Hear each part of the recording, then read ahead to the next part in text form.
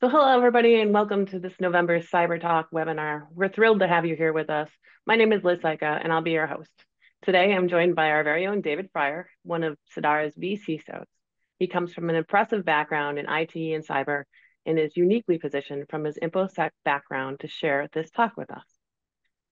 Today's session is titled A Comprehensive Approach to IT Vulnerability Management and shares some strategies to help educate you on creating and implementing a prioritized, data-driven vulnerability management program. Here's how today's session will unfold. David will present for about 45 minutes, followed by some live Q&A where you can ask your questions directly. We encourage you to participate throughout and don't hesitate to share your thoughts in the Q&A panel. As for housekeeping, just a couple of quick notes before we begin. This session will be recorded and we'll share the recording with you afterwards. It'll also be available through the Sedara YouTube channel and along on our blog. If you have any technical issues, please message us in the chat. As mentioned, we'll have Q&A at the end, so submit those questions and we will not identify you, but as time permits, we will do our best to address them. And with that, I'll hand it over to you, David. Thanks, Liz. So a quick overview of today's session. This is an introduction to vulnerability management. I have spiced it up with some tips from my bit of experience with vulnerability management in private industry and also in the public sector. Worked with a number of educational institutions on the same thing. The thing that you need to remember is that vulnerability management is a continuous and proactive process. It never ends. It just cycles around and continues. Liz gave you a little bit about my background, but you should know that I identify as a geekosaurus. So if you have any remotely geeky questions to ask me, you can contact me after privately, and I will be happy to field them and try to answer them.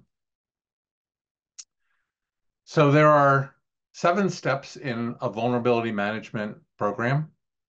Sometimes I know they can feel like the steps in this drawing, but they really don't have to be that confusing. The first item is asset inventory. You need to know what you have. Network scoping, you need to know how to get to everything you have. Then you actually perform the vulnerability scans, internal and external. A lot of people think they get some service from a vulnerability scanner and they perform the scans and they're doing vulnerability management. And what's happening is those scan results are sitting and collecting dust and not really helping anyone. So when you've got the results from your scans, you need to classify them. And then you need to prioritize the vulnerabilities that have been turned up. Actually get those vulnerabilities assigned out for remediation. Then measure and report on what you have found and what you've done about what you found. So let's dive in. We'll start with asset inventory. That's simply identifying all the hardware and software that is in your organization's footprint that's going to be scanned. You need to know where the assets are and what kind of assets they are. There are a lot of tools that can help with this. CMDB is a configuration management database. If you have one, if you have an enterprise software such as, just as an example, ServiceNow, that includes one, it's good to be keeping that up to date. You'll be using that in your ticketing system like ServiceNow for assigning tickets with assets linked to them. But you can also use that for a lot of other purposes, including keeping your vulnerability scope current. Nmap is another tool that can help you find assets if you don't already know where everything is. The vulnerability scanner that you're using may also do its own discovery scans and share those results with you. So there are a lot of ways to get that information, but the important thing is to keep it current. Once you know what your assets are, you're going to rank them according to the criticality.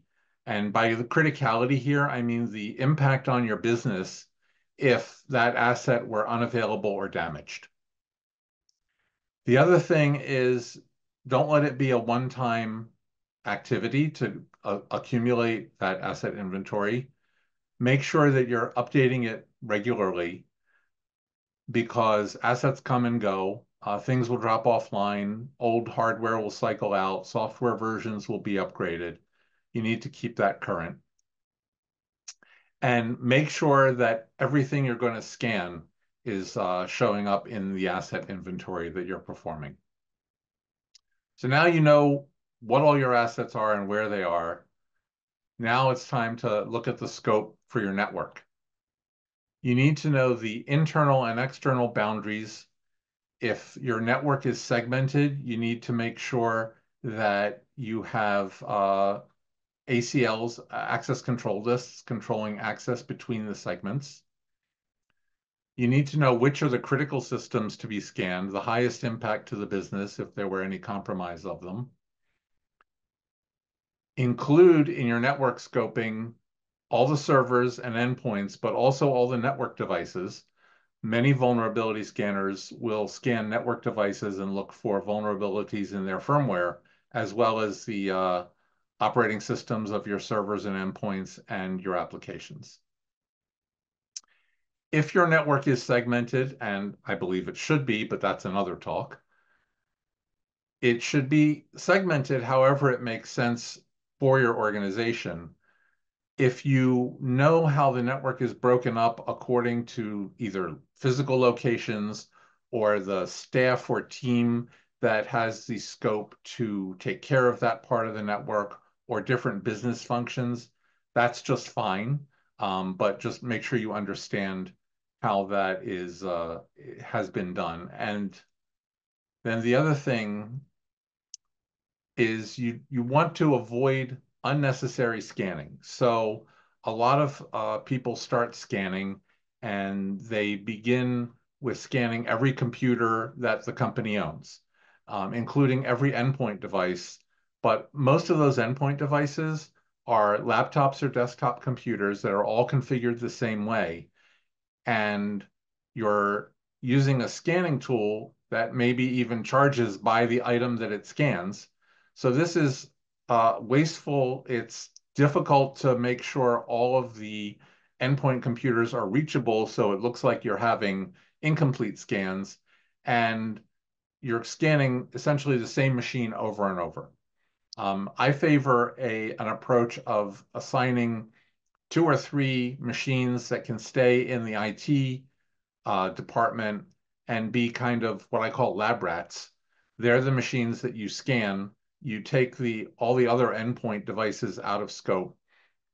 And if there are new vulnerabilities against your standard image machines, you'll catch those with the lab rats. You also have to, remember I said you wanted to look at your network segmentation and what the access control lists are allowing between the various network segments. You need to make sure that wherever your scanner is positioned in the network, it can get to all the other segments of the network. So you may need to modify access control lists for allowing the scanner's traffic through regardless of what else is or is not allowed on those segments. The main decisions you're going to be making are what you're going to scan and when you're going to scan it, how often you're going to scan it. You should be, remember, this is a cyclical process, so you should be doing it on a regular basis, but there will be decisions to be made as to how often that is, monthly, quarterly, weekly. I heard of one organization that scans everything every 8 hours. That strikes me as a little bit of overkill, but on the other hand, they're a major bank and are protecting a lot of money. So you can understand that they would not want to let any time go by without having current data. So for internal scanning, you're going to focus on the vulnerabilities inside the internal network. You're going to, when you scan, it's going to detect any misconfigurations, old software, patches. The scanning tools themselves are updated typically daily with the latest information as to what patches are required for each target piece of technology. And so when you scan a given item between 2 days, you may find new vulnerabilities on the later scan simply because they were not known to the scanner when the earlier one was performed. And as I said before, you're going to make sure that you perform these scans on a weekly or monthly basis. Quarterly at the least frequent is my recommendation. And for most organizations, probably not more frequently than weekly is necessary. It's unlikely that you're an org that needs daily scans or even more, like that bank with the 8 hours. But if you are, let's talk about that.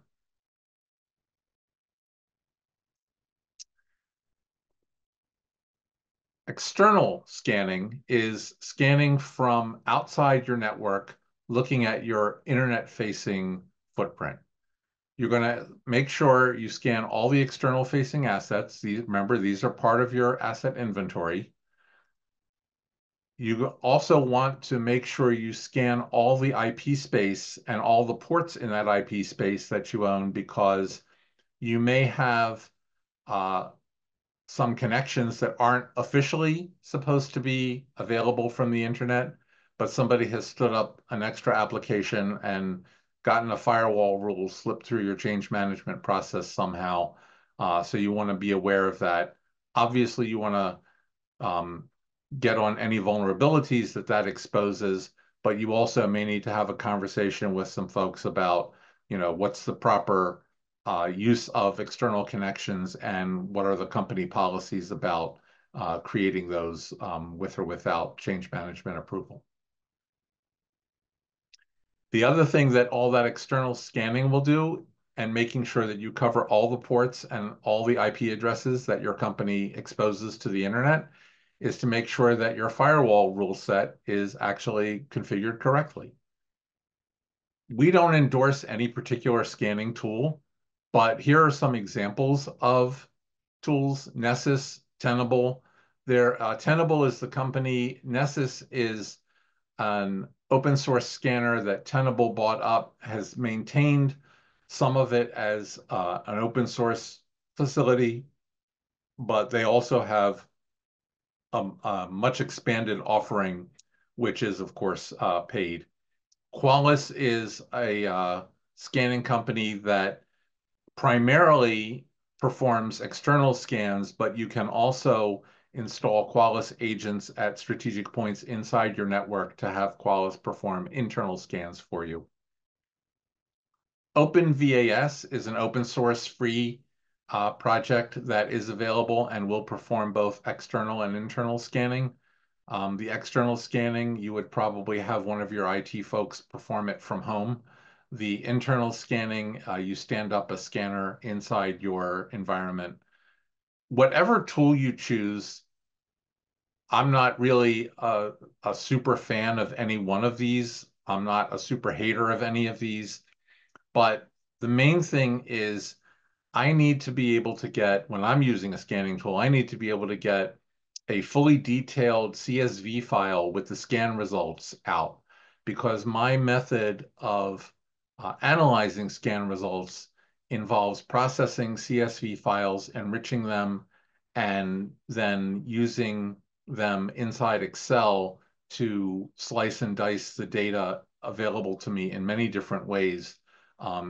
And CSVs just are simple to use and make this extremely convenient.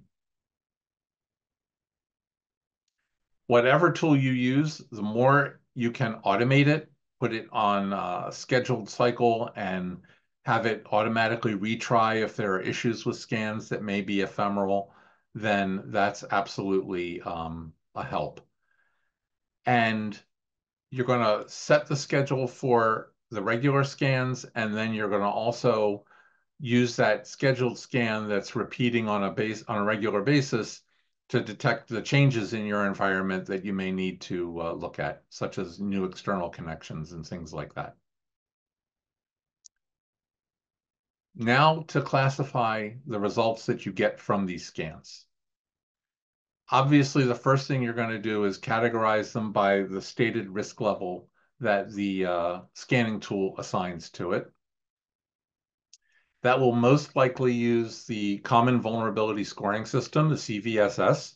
When you see emails from different threat intelligence bodies telling you about a new vulnerability, they'll always tell you the CVSS score, which is a value from 1 to 10.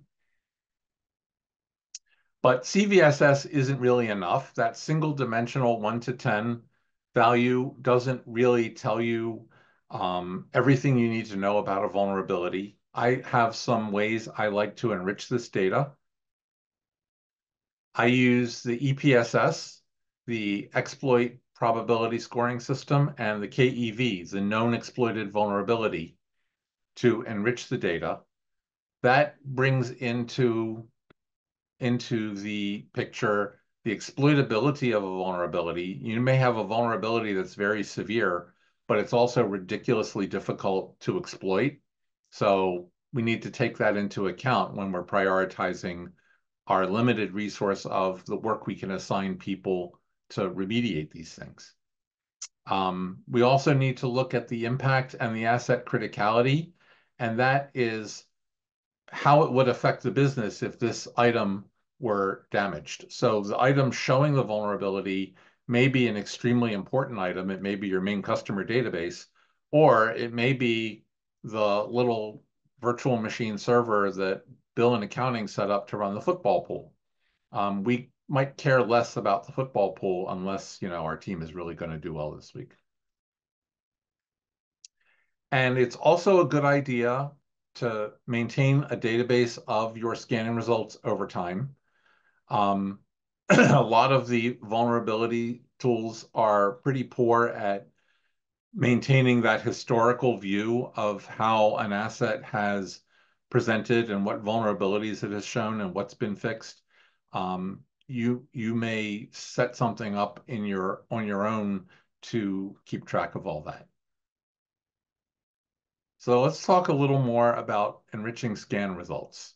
This is to help with the prioritization of the results that you are presented with by your scanning tools. The first item is the EPSS, the Exploit Probability Scoring System. You can get a lot more information at the URL here, first.org/EPSS. This is a measure of how likely each particular vulnerability is to have an exploit developed in the wild against it.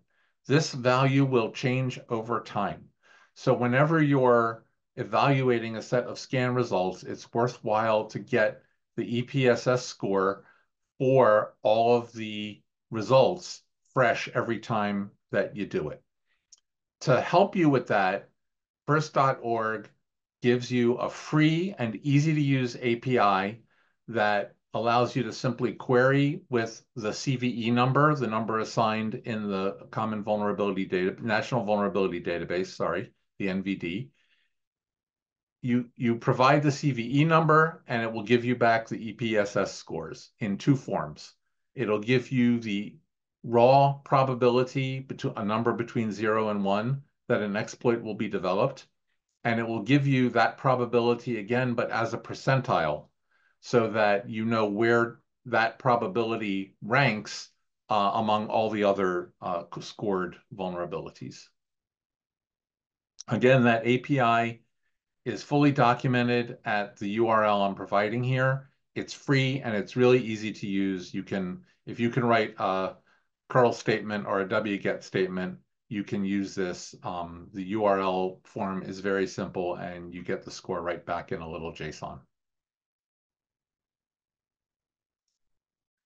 The other method of enriching scan results that I like is the known exploited vulnerability.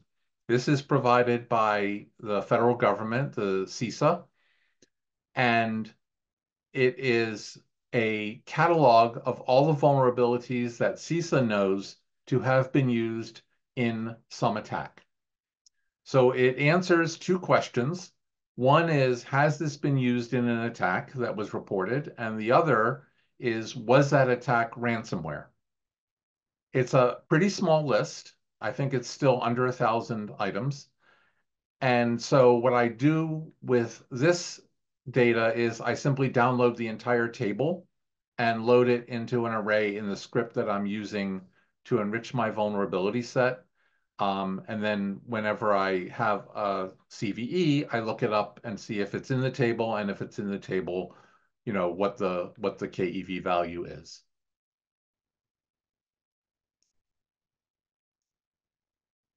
So with all these elements in mind, you can build a scoring formula for your own priorities to rank all of the vulnerabilities reported to you by your scanner. So you can start with the CVSS score. That's a value between 1 and 10, and I use the multiplier. I use a multiplier that I selected, but you can select any value for these multipliers A, B, C, and D. Then you can add in the EPSS score. Again, use another coefficient for that. Add in a certain number of points to your risk score if the KEV is yes, it has been reported. And then add on some additional points, the value D here in this example, if the KEV is not only was it used in a reported attack, but it was a ransomware attack. The result of doing this to each vulnerability that you have received from your scanning tool is that you end up with a stack ranking that's essentially automatic of the severity of the vulnerabilities. Now, the only thing you need to do is filter it for the most critical assets first, and then the less critical ones on down the line, and you have your prioritization.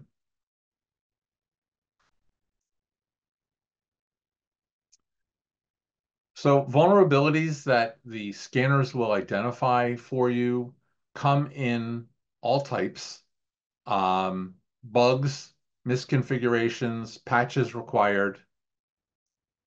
Once you've risk scored them, you need to look at the impact, whether it's a business or an operational risk impact. Anything you can do to streamline this classification so that you can get them assigned out for remediation is going to help. As I said, I'm a fan of analyzing these data in Excel once I have it all. Pivot tables are great because you can quickly change the criteria you're comparing against one another. And you can do this very dynamically. I know that a lot of tools out there will offer you for, tens of thousands of dollars a way to ingest all your vulnerability data and do some things to it and give you good reports on it. But I haven't found any of those that really outpaces an Excel pivot table for giving me the way forward in terms of prioritizing. So we talked about vulnerability, severity. We talked about the criticality of assets. Those things will combine to give you a level of urgency around fixing a vulnerability. But the other thing I want you to pay attention to is the opportunity. You may have the possibility of taking outage windows on somewhat lower ranked assets ahead of when you could get an outage window to do the fixing on your more critical assets. I would say take what you get when you get it. So if you get those things done and out of the way, you can then fix the more critical assets when you have the opportunity of getting an outage window to do that work. When you have enrichment results, you're going to use them.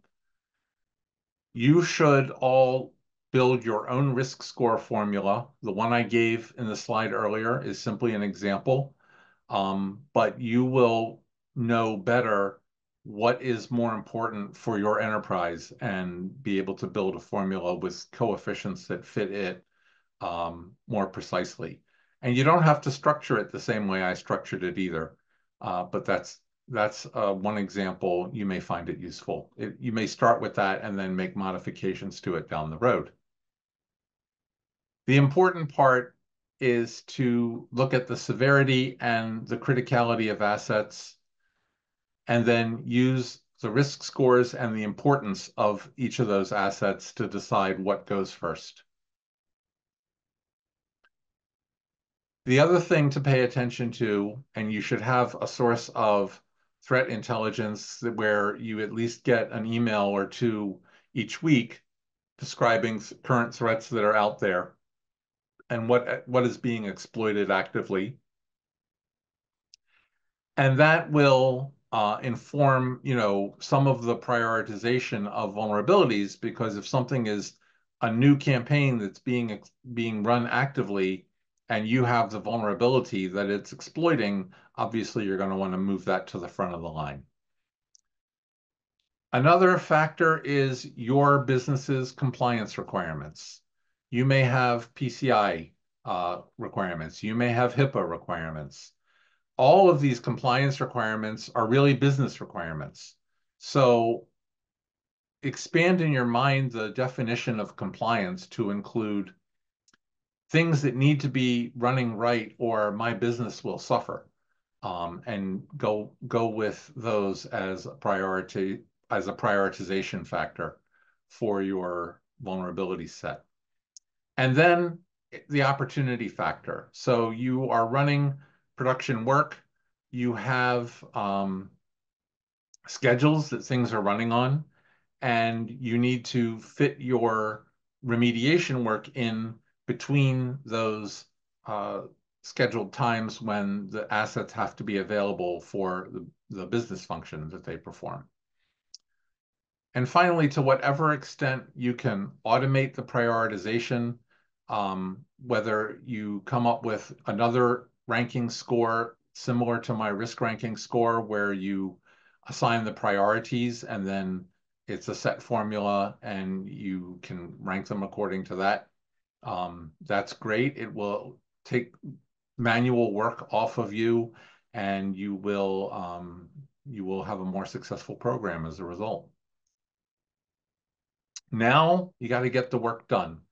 So if you're the one creating the ranked list of vulnerabilities to be fixed, you're probably not also the one doing that work.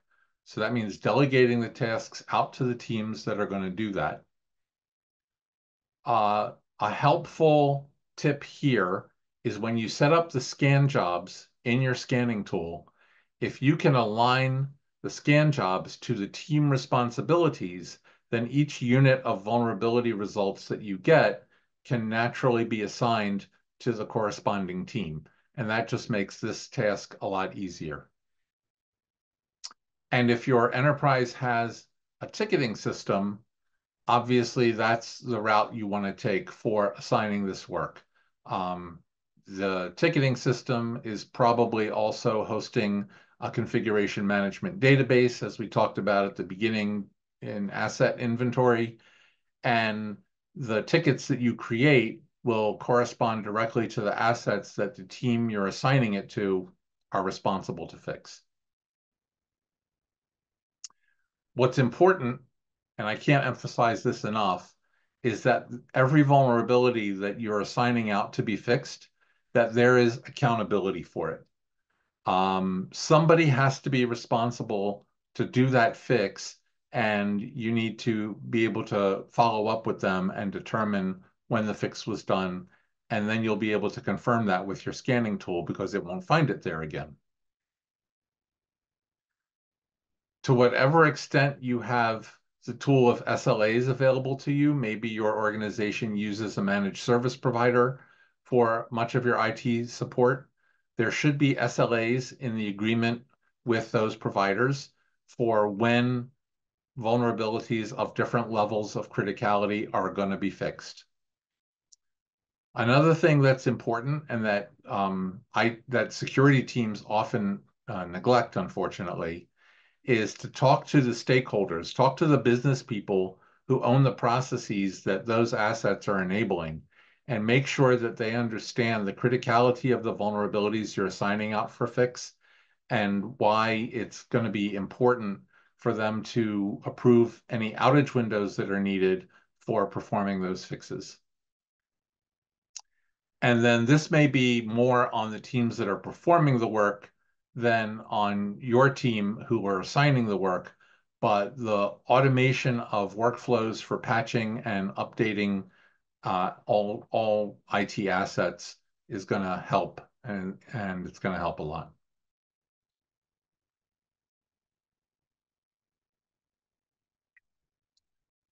So some simple metrics. I'm not into giving really intricate and detailed formulas for measuring the success of a vulnerability program, but I think that the items that I am going to show you here are going to take care of that.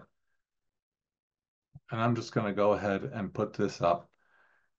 So we want to look at the vulnerabilities we're finding versus the ones we're remediating.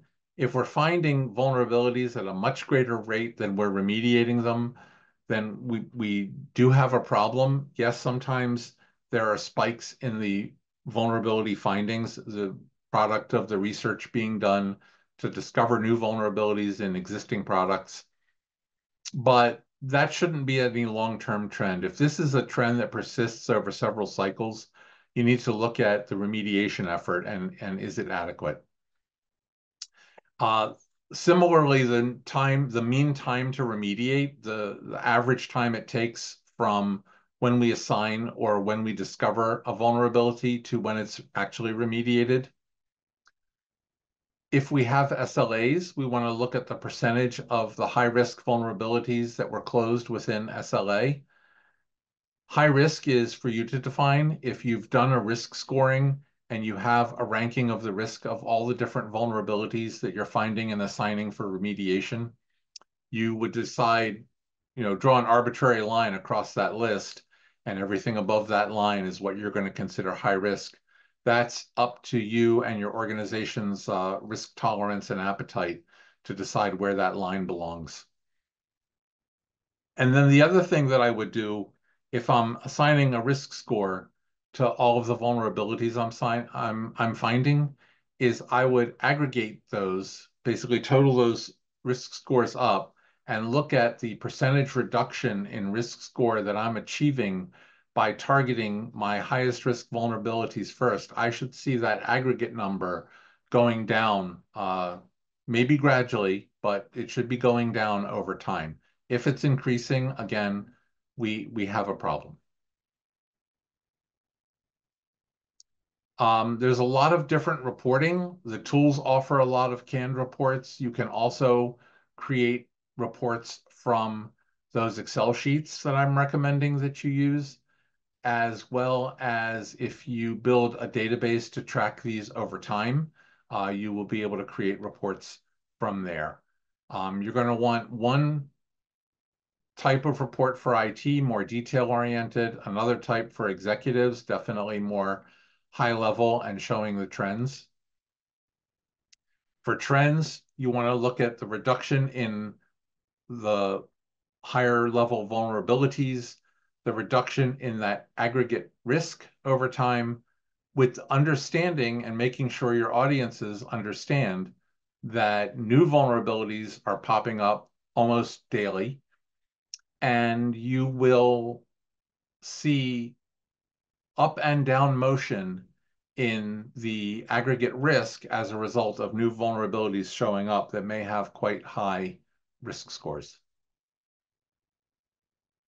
And go ahead and visualize the data, make charts, make graphs, even pie charts, but be careful because I often see charts and graphs coming out of vulnerability scanning tools that serve more to obfuscate what's really going on inside the program than inform. Vulnerability management, it's an ongoing process. You're running a new scan every, let's say, month, and essentially it starts a new cycle. You have updated your asset inventory. You've confirmed that your network configuration is proper for the scans you're performing. You perform the scans. You get a new set of results. You enrich the new set of results with data from the EPSS and the KEV, and you prioritize them and you assign them out for remediation. It happens cyclically every month. If somebody assigns a project manager to vulnerability management, they didn't get the memo because it's not a final deliverable kind of process. It is an ongoing and really routine kind of process. That said, you're going to make adjustments to this process as you go. Technology is going to change. The technology available to you in your scanner is going to change. New techniques may be offered to you. The business requirements can change. All of these things will be occasions to adjust your process. So you should regularly be reassessing that and working on improving it. So remember the key steps in the vulnerability management cycle: asset inventory, network scoping, right on down through measuring and reporting. Prioritize your vulnerability findings using the risk level of each one. Automate wherever it's possible. That's going to help take some of the drudgery out of this. I know it doesn't sound like an exciting line of work, but with automation, it can enable you to focus on the more interesting aspects of it, and you will find it much more enjoyable. And please keep continuing to improve your process as you learn more about the environment and about your tools and about your teams.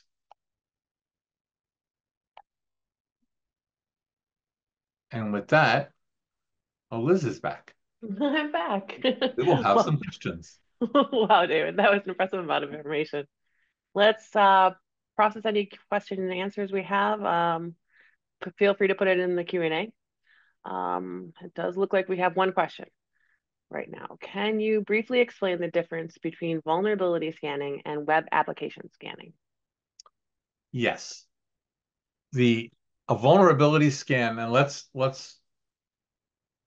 I'm going to talk about the external network type of vulnerability scanning because that's the most closely mistaken for a web application scan. A vulnerability scan is looking at the particular infrastructure that you are making available to the world on the internet. So when you do a vulnerability scan of the external footprint of a company, you look at all the IP addresses that they are offering and allowing connections to. You're scanning every port on each of those IP addresses in order to discover any additional connections that have been configured that may not even be official. And you are looking at the versions of the servers and processes that they're exposing to the internet and any immediate possibility of exploiting flaws in those things. What you're not doing is logging into the web application that was officially placed on the internet by the company, getting into the data screens of that application, trying to create, SQL injection type of exploits or buffer overflow type of exploits. You're not getting into that level of detail. That is the job of a web application scanner. The vulnerability scanner is looking more at the overall technical footprint that's being exposed and what it's opening up the company to in the sense of just the asset level vulnerabilities, not the bugs in the application that may allow security compromise. That totally makes sense. Okay, I don't see any other questions in our question Q&A. So on that, thank you, David, for sharing that excellent content, and thank you, everybody, for joining us today. As always, Sedara is here to help with vulnerability management, as well as many other cybersecurity services. So don't hesitate to reach out if you have any questions at sedarasecurity.com. As a quick note, the opinions and insights, comments shared during this webinar are intended to provide a general understanding of the topics discussed and are not intended to be used as formal advice. Before taking any actions or implementing any changes based on the content of this webinar, we strongly advise you to consult with your organization's security leadership and ensure alignment with your internal policies and compliance requirements. Lastly, before we go, please take a moment to complete our quick 2-question survey following the webinar. If there's a topic you'd like to cover in the future, we'll have an opportunity to let us know there. We appreciate your feedback and look forward to hearing your thoughts. Thank you. Take care. Go Bills.